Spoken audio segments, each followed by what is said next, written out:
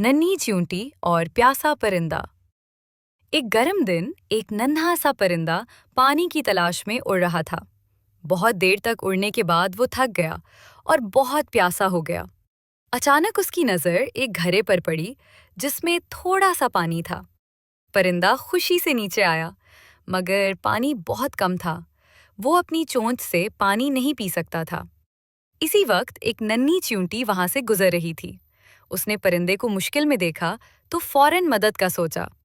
चींटी ने छोटे छोटे कॉन्कर एक एक करके घड़े में डालने शुरू कर दिए। थोड़ी देर में पानी ऊपर आ गया। परिंदे ने खूब पानी पिया और खुश हो गया। चंद दिन बाद चींटी दरख्त के पास चल रही थी कि एक लड़का उसे पकड़ने आया। परिंदे ने ये देखा तो जोर से चहचहाया। लड़का चूक गया और चींटी भागकर बच गई। परिंदा और चींटी दोनों एक दूसरे के शुक्रगुजार थे। सबक: नेकी कभी जाया नहीं जाती, दूसरों की मदद करने से मदद मिलती है। अगर आप चाहें तो मैं